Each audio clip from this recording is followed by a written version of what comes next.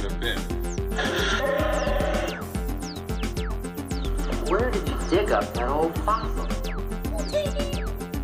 Going into Toshi Station to pick up some power converters. That's no move. We're all fine here now, thank you. How are you? Welcome to the Star Wars Nerds Podcast. I'm Dan Vadabonker. And I'm Kenton Larson. And we're coming to you live from the frozen wastelands of Hoth. It is cold.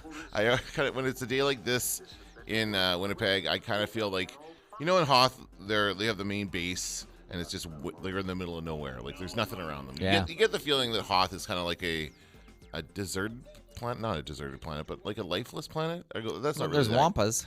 There's wampas and tauntauns. Are we to believe tauntauns are native to the Hoth? Yeah, I don't think they just had them on the ship. Okay.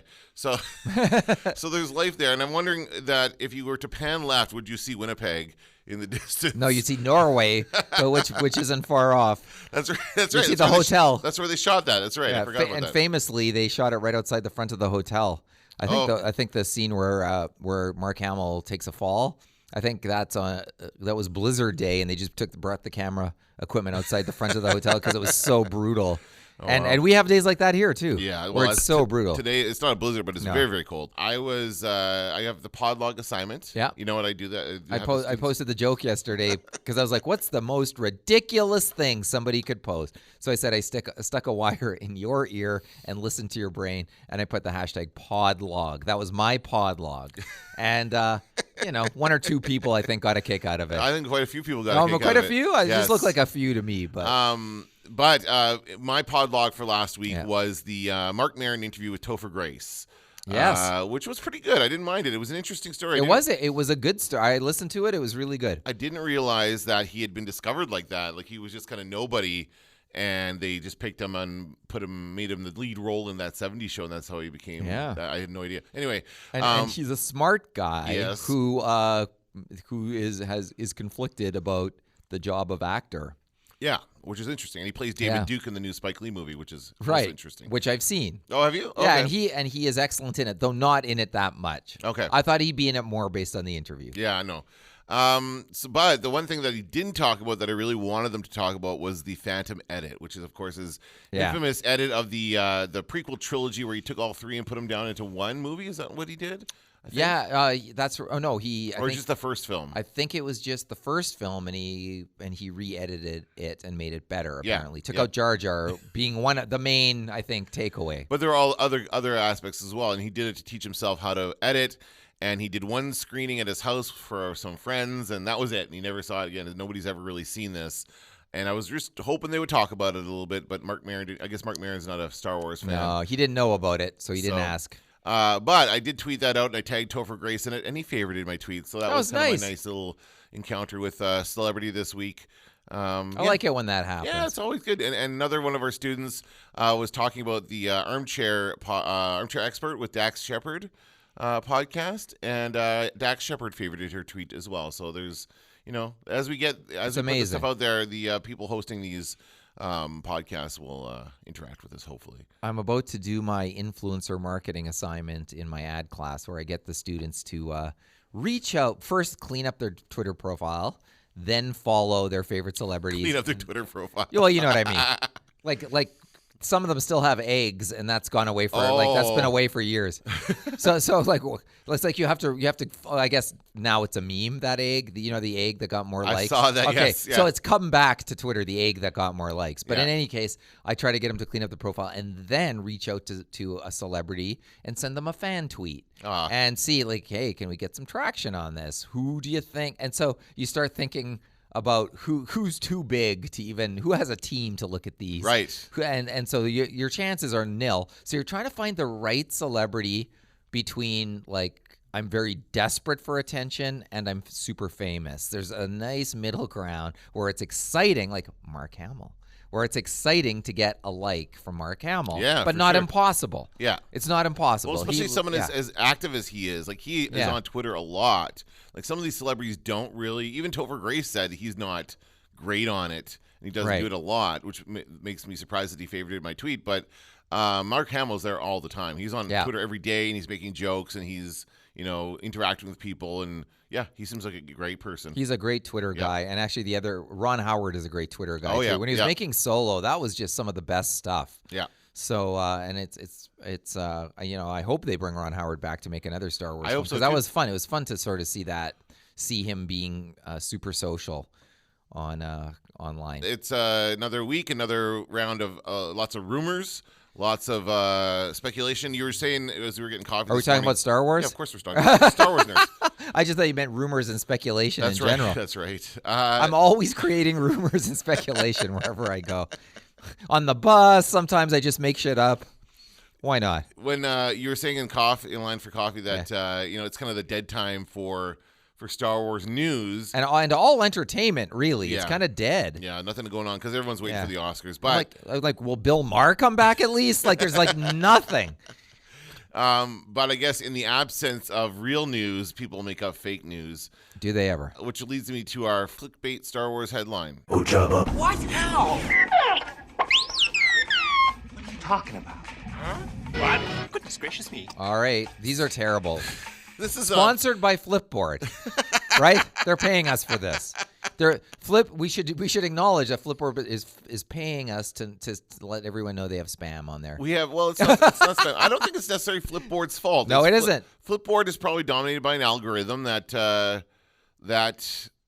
it goes based on clicks, and of course, clickbait will get you more clicks, and that's how we end up in this mess. But Flipboard, I use Flipboard on a daily basis, and when I'm on the bus in particular, like for instance, that's how I know that the 6-inch General Grievous figure is going to come out soon. Yeah. And I looked at that, I saw it on the bus, and I was like, holy shit, that's actually a really nice, it's a really beautiful figure. Yeah. So if it wasn't for Flipboard, I wouldn't get that stuff. Like I'd have to like actively seek it as opposed to have it served up to me. Yeah, no, they've done a pretty good job with that. But mixed in every once in a while are bad headlines and clickbait, like Star Wars. John Boyega shares ominous photo from Episode 9. Ominous. Oh, uh-oh. What would that be? Oh, did he die? Is it a picture of him covered in blood? The photo, which he posted on Instagram, shows Boyega's hand covered in dirt, dust, and a spot of blood.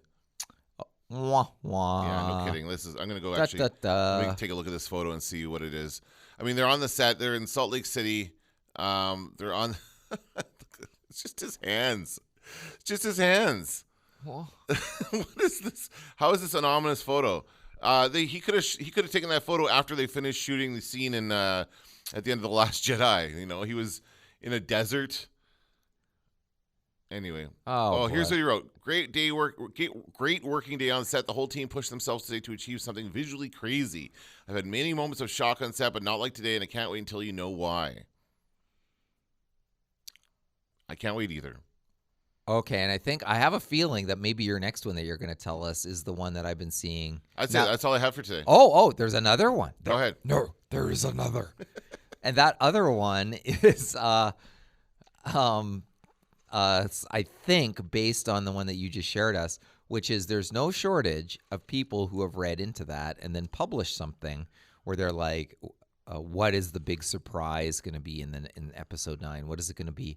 And I believe this to be bullshit, and that is what they're. And this is only speculation. I would not call this a spoiler, but it's the classic speculation disguised as we're breaking news here, and it's I'll bet Han Solo comes back in episode 9. Come on. There's about 10 articles like that on Flipboard, and you and I have talked about this. The only way I could ever see that happening is if the movie, it could be fun switcheroo to start the movie with a flashback. Yeah. And people go, he's back. And then but no, it's a flashback. That's the only possible way I could see it happening. He's not going to be a Force ghost. I think to take back what happened in Force Awakens makes that movie almost useless. And JJ's directing this one, so he's not going to do that. No, it just doesn't add up. But that appears to be, so when Boyega says, he said surprised many times, is that right? Yeah.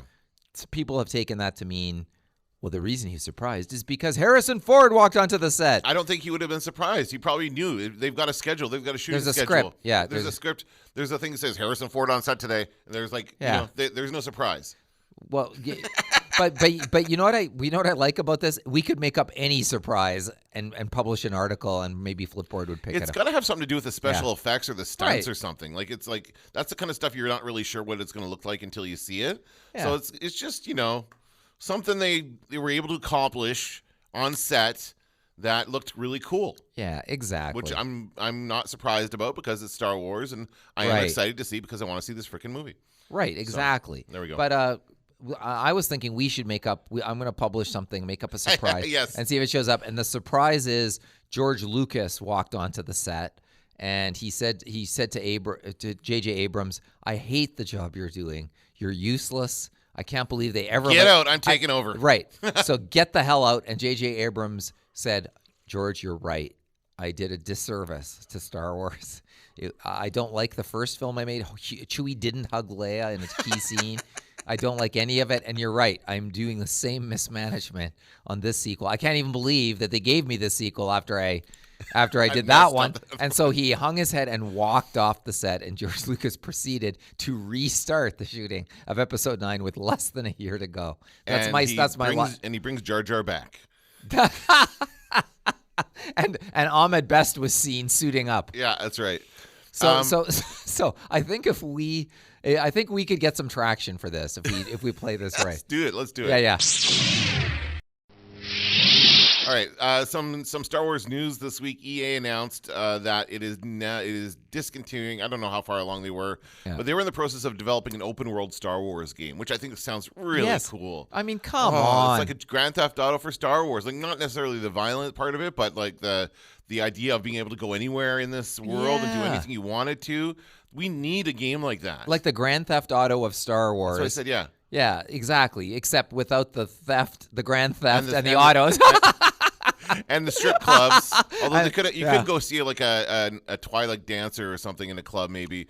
But it's unfortunate that they're doing this. Yeah. The article I have says that they're, quote, fully committed to making more Star Wars games. Well, no kidding. You have the license for it. Like, does that mean? Basically means like we're not giving up this license, which I think a lot of people would like to see because they have not made the best Star Wars games in the last few years. Battlefront, the first Battlefront was widely criticized for being only online with no campaign mode. The second Battlefront had the campaign mode, but had all that crappy pay-to-play stuff and all the loot boxes, which people hated. And I was not a fan of being forced to play going through the campaign mode and being forced to play on the side of the Empire. I understand that was the story, but I don't like that. I always choose a rebel. I always choose the clone trooper. Okay, spoiler alert: you do get to be on the rebel side eventually. Oh my god, how long did that take? Yeah, it was like 3 or 4 missions before you got there. Yeah, so I wasn't a big fan of it personally. Like I loved the 2 original games.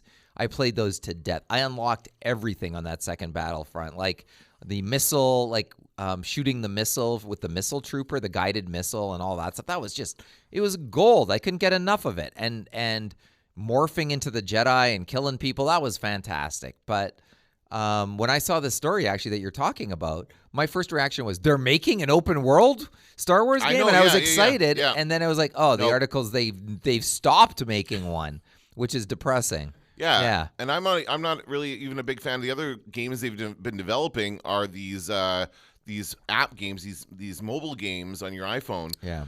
I'm not a huge fan of those either because they're all pay to play. They're all like just like every other freemium game out there. Like you have to buy credits or whatever to move up, and it's not fun. And they're card based games, which I'm not a fan of. Like there's no real. My favorite Star Wars game on my phone is still Knights of the Old Republic, which I still play every once in a while. So they're just not doing a great job of making these games. I'm really kind of disappointed overall with EA's, job.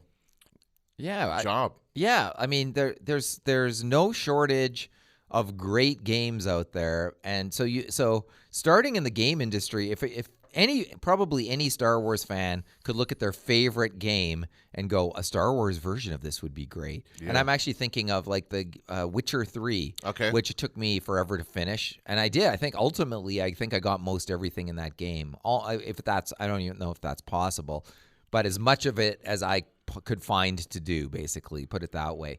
And as I was playing it, I couldn't help but think, boy, this would be amazing. Like, he's on a horse, so we'd want to change that. Right. But I mean, you have a speeder. Right, but or speeder or who knows what, or some creature or whatever. Oh yeah, yeah. You could do it. It could be a tauntaun. Yeah, for sure. So there's lots of different things you could do, but I just kept thinking, boy, in the Star Wars universe, this game would just kick ass.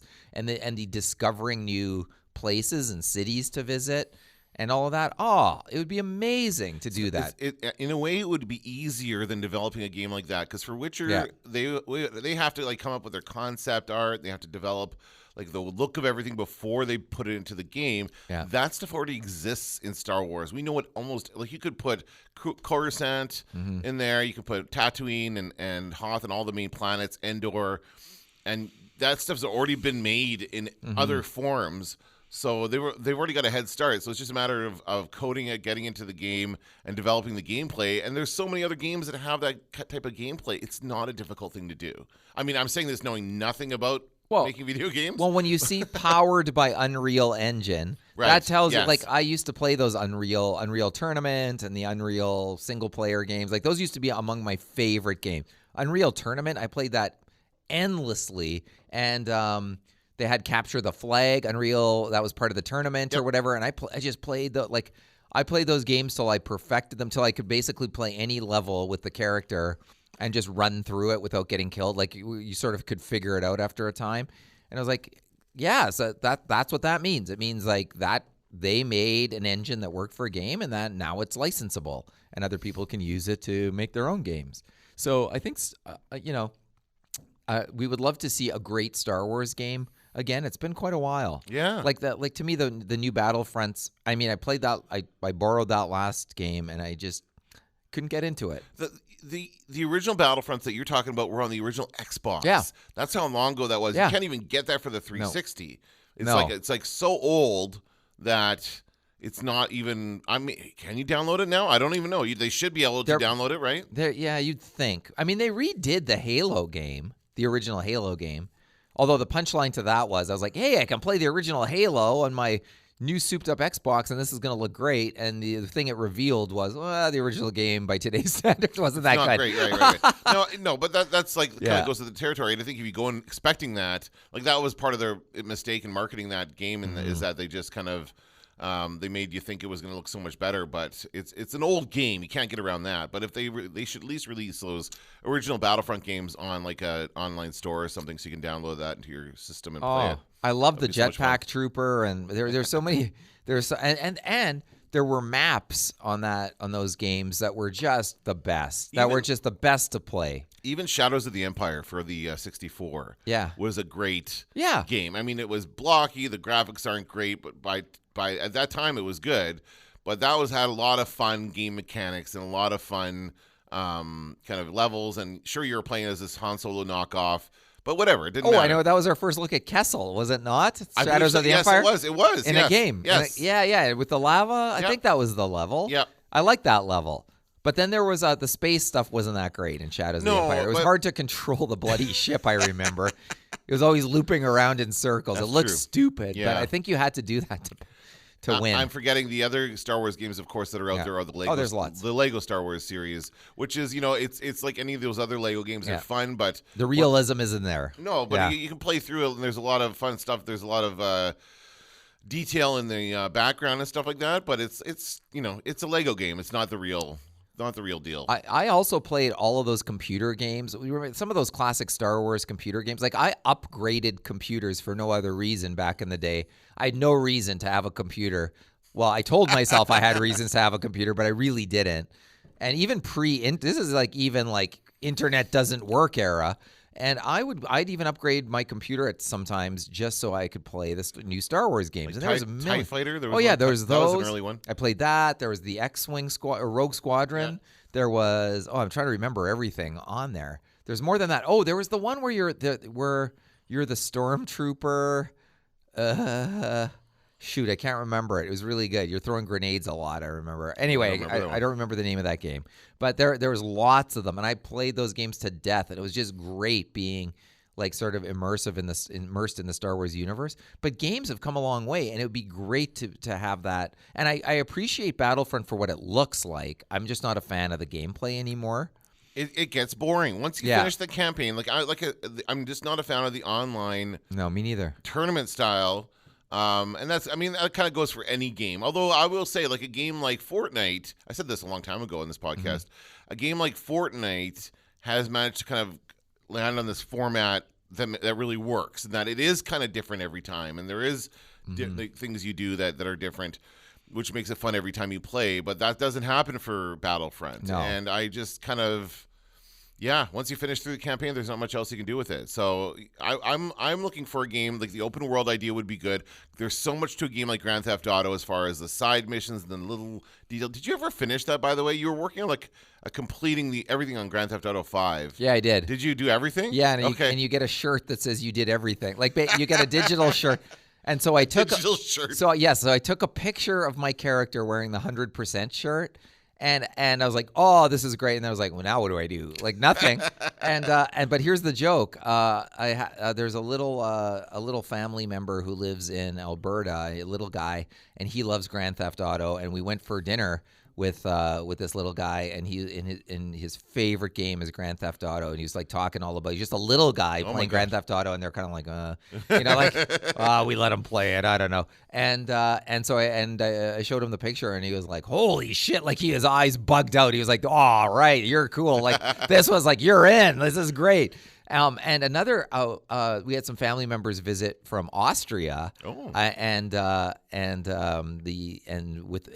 family does not have a TV in Austria, and the boy was taken with the TV first of all, but secondly, Grand Theft Auto once again, and was playing it like can I leave the table now? Like it was like one of those deals, reminding me of being a kid. Can I leave the table now? You're eating dinner, like you're like 3 bites so you can run back to the game. So he was doing that. And I do think so. You know, and his dad was like, well, he doesn't speak English very well, so he doesn't know what's going on with all the swearing. What about the strippers? He didn't make it that far in the game. So. Okay. But by the way, that opening gun battle in the last Grand Theft Auto takes forever. But imagine it shows you like if kids are familiar with that, that's how you get kids into Star Wars. That's the that's the gateway. If that was a Star Wars game, I would have had no qualms about letting my kids play. I won't let my kids play Grand Theft Auto, but I would have no problem with letting my kids play a Star Wars version of that. Right. And it's like Grand Theft Auto. Star Wars doesn't have blood covered in everything. So it wouldn't be like that. But Grand Theft Auto has been around for so long. Like this is a game that's, I remember playing the original one. Me too. Remember the top down where it was a kind of little, it was still a lot of fun. And it looked blocky and it was more cartoony than realistic like it is now. But then when they went to like the Grand Theft Auto 3 and the 3D environment and then Vice City and then San Andreas, like so many different versions of this have been out now that there's no reason why EA can't develop this game. Yeah. Right? The Star Wars game. Why not? Yeah. We know what success looks like in one of those games. And also, one of my favorite things about the open world game is just running around, walking around. Hey, there's a forest. You walk into the forest, you're like, oh, there's nothing here. Okay, like but it really has the feel of walking around in everyday life. And actually, sometimes when I play the Mad Max open world game. It reminds me what summer's like. It reminds me like, oh, sometimes there's different weather when it's not freezing cold. Like it actually does take your mind. It brings your mind to a different place. Oh. That's what a good immersive open world game does. I mean, right? Knights of the Old Republic is somewhat of an open world game, but there's still like parts you have to do. But again, that's really old, and the graphics are really blocky, and there could be so much better. Yeah. You know when you go on vacation. And you come back from the vacation, but you can imagine where you walked and where everything is in relation to each other. Like when I think of New York City, I'm like, okay, the Letterman Theater is right there on Broadway, and then you can see you can walk to Central Park up that way, and then down there is Times Square where you can get tickets to Broadway shows, and so it's sort of like all mapped out. I was thinking the other day, I can actually remember like the physical locations of things in Grand Theft Auto. Like I can remember the mall. in the second game, like where you could get into that mall Yep, and run around. yep, Remember yep. that? Like You get yourself into the music store and you can Oh. hold up there and hold up the cops. Seriously. That was a prime place to Yep, be to hold yep. off those cops. Yep. Or the top of the escalators was pretty good too. If Throw you some if you wanted grenades to down get there. if you wanted to get your star rating up to 5 stars, Yeah, oh, yes. you just get into that music store and get behind the counter and just keep taking out those cops, and you can be there forever. They can't get you. Right, and similarly, there was another Grand Theft Auto where there was the car dealership, and you could get up to the second level and block the entranceway with a car, and then you could just stand in there, get your 5-star rating, and watch all hell break loose while you just stood and looked out the window and watched helicopters crashing. What would the equivalent to that be in Star Wars? Let's bring this to Star Wars. But that's right. But that's what I'm saying. Wouldn't that be great in Star Wars to do that? To be like a bounty hunter, or to be like a criminal in the Star Wars universe and just create havoc, and then go into the Bantha dealership or whatever it is, and block the door with a Bantha and just watch all hell break loose in the Star Wars universe. See, but that was fun. That's what's fun about the open world games. What I could imagine it being is that it would be really fun if it was the Empire. So you're doing something against the Empire. So you are a criminal to the Empire, right? That'd be great. But you're still a good guy. Like the rebels are good guys, but they are to an Empire. Imperial troopers, you're criminals. So that would be you're in an Empire occupied, like that for Jeddah from Rogue One, and you have to do something and you steal something, and then you have a star rating. They chase after you just like the cops chase after you in Grand Theft Auto, and you can find a spot where you can hold them off, and that would be, and just seeing the stormtroopers like fall over and blow up and that kind of stuff would be so much fun. Let's make this game, Kenton. We don't. Who can we lobby? If only we knew a creative executive who worked at. Well, we do, but I don't know if he oversees that stuff. But we also have a major developer just come here to Winnipeg. Ubisoft now has offices in Winnipeg. Yeah. So maybe Ubisoft should put in a bid for the Star Wars license and try and take that away from EA so that we could have a good Star Wars game. And we're not even saying like, when you say Grand Theft Auto, the problem is that's loaded with so many people hate the whole idea of that game. That's not what we mean. No. We mean open world, the ability to be a good guy or create havoc, just like that. And that's what those open world games allow you to do. It allows you to sort of to be the hero or to not be the hero, and to see what the repercussions are of doing all that. I mean, for sure. The setting of Grand Theft Auto, all of them is like you're a criminal and you have to do bad things, including murdering people and that kind of stuff, which is not great. So you'd have to find a way around that kind of stuff. Like what I like about, again, going back to Knights of the Old Republic, is that you have the dark side or light side thing. Right. So you can, like, depending on what you do in the game, you can end up on the dark side if you're evil, or if you do good things, you can end up on the light side. But you can't just murder people in the streets. You know what? That was another game that I liked for Xbox, was the Jedi training camp, or Jedi Padawan. What was that called again? I don't know.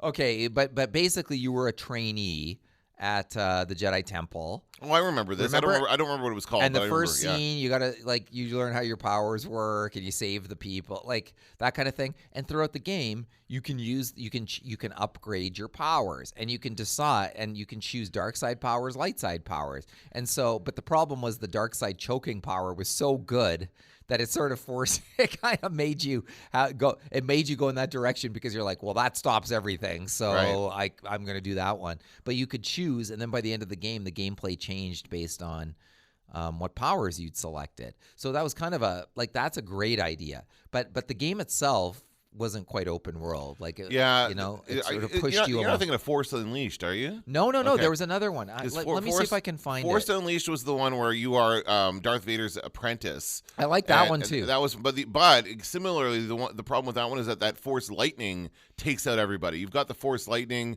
which really should be reserved for the Emperor and people up high enough in that dark side that they can do it. I don't even think Darth Vader can do Force Lightning. Yeah. Right? So I don't know why they give this guy, this newbie, Force Lightning right away, where you just can fry everything. There's no real challenge to it if you use the Force Lightning. The game, by the way, Star Wars Jedi Knight Jedi Academy. Right, okay. Is what it was called. Yeah. So Jedi Academy, and it just flipped me to Amazon.com so I can buy it. Well, buy it. But what system? For Xbox 360? That was Xbox. I lost it. Okay. Oh well. But that was the game. I enjoyed that. Yeah, me I enjoyed too. most Star Wars games, even ones that ultimately were shitty for gameplay. I still loved being in the Star Wars universe, and yeah, like let's do it. Let's have an open world game. I don't see why not. We should. So. Let's lobby people. Let's irritate them online. Okay. Let's good. let's pick it outside Ubisoft. By the way, is it Ubisoft or Ubisoft? Ubisoft. I've never heard it said out loud. Ubistank? Ubisoft? Ubisoft. Is it pierogies or petahe? What? I'm just kidding. Is it pyrogi or pierogi? Oh, it depends on where you're from. That's right. Okay. That's right. That's correct. Happy Ukrainian New Year, by the way. And thank you. Let's finish up with a happy birthday to Mr. James Earl Jones, who turned 88 this week. I saw something online that said he only made $7,000 recording the voice for the first Star Wars. That doesn't surprise me. No, it doesn't surprise me either. I don't know. Right. I can't verify how true that is, but he's since become much more well known for it, and he is, of course, the Darth Vader, and he's also reprising his role as Simba's dad in the new Lion King. I forgot about that. He did the original voice of the dad in the first movie, and he's doing it again for this movie. Although I suspect, obviously, he doesn't have as big of a part because he gets killed. Spoiler alert. What? No, just kidding. But James Earl Jones, like it's funny because he does the voice. I think he only does it for specific. Like he did it for Rogue One, right? Was the last time he came back for it?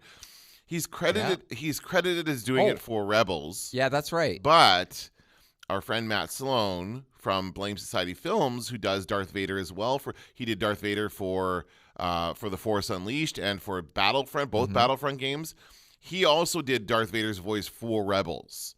And he told me, he was here for FanQuest 2 years ago, and he told me that he did it, he got paid for it, but they credit James Earl Jones for it. They don't credit Matt Sloan. What? Yeah, I don't know why. This could be huge news. We never really got into it. Like we talked about, this is actually at the Star Wars Social. We were at the Star Wars Social, hanging out, having some drinks and talking about that stuff, and their friend Adam was like, yeah, it doesn't say your name on that. It says James Earl Jones. He's like, well, I did it. I went and recorded that stuff, and he said he recorded all those parts, and they gave the credit to James Earl Jones. Well, so could this be one of those deals where, like, for instance, you can't get a sound-alike actor for a commercial, like Bette Midler sued and Tom Waits sued Doritos, I think. Oh. For getting sound-alikes and sort of going, oh, you won't do our commercial?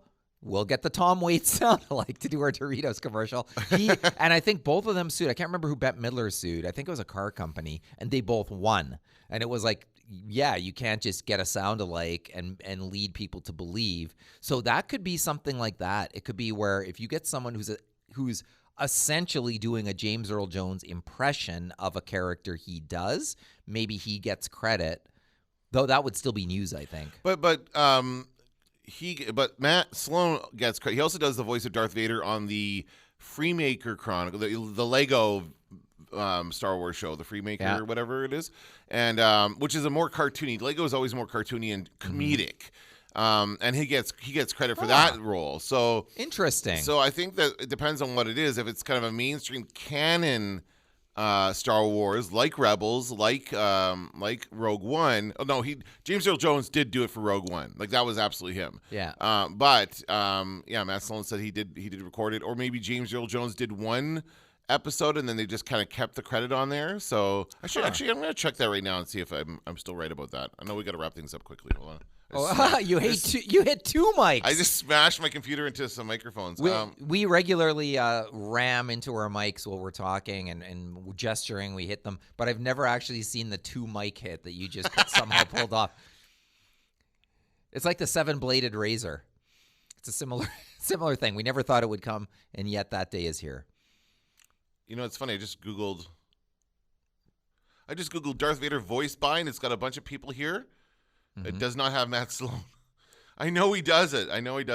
Huh. Can we ask him for clarification? Maybe that's... I can do that. I can probably send him a message. I'm just interested. We're Facebook friends now. Just say... I'm tight with these Sloany boy, as he likes to be called. Sloany boy? Yeah, they call him Sloan. Matt Sloan. His name's Sloan. It doesn't say anything here. Anyway, whatever. Anyway, yeah, we'll find out. We'll get to the bottom of it. Okay? Let's do it because let's get in. I'll see if I can get him in for an interview. Oh, that'd be Skype nice. Interview, and then we'll see if he'll talk about it. Let's blow the lid off this hot, and then we can write a fake news story and publish it. But that kind of begs the question that, James Earl Jones is 88 years old. He's not going to be around forever. So what happens when he either retires or passes? Who's going to would they just get rid of Darth? Like, would they stop telling Darth Vader stories? I don't think so. No. Well, Darth Vader will always be the Star Wars villain, that people love. Actually, no, I was gonna say love to hate, but they actually just love him. My guess is they probably have it's 15 hours of him, his voice in the can. If they can bring Carrie Fisher back for Episode 9, they can bring James Earl Jones back for Darth Vader. Although that end of Rogue One gets rougher every time I see it. The claymation I face. stop it at that. I stop it before. Yeah. I stop it after the Darth Vader kicks ass scene. Where you see her from the back, though, you're like, oh, that's the exciting scene. It's when she turns around and she turns into Large Marge claymation and goes, ah! It's like the scene right out of Pee-wee's Big Adventure. Hope. Anyway. Hope. That's going to do it for this episode of the Star Wars Nerds. I'm Dan Vadabonker. I'm Kenton Larson. Hope. Don't let the Force hit you in the ass. Now I am the master. TK421, you coming? Going into Toshi Station to pick up some power conversion.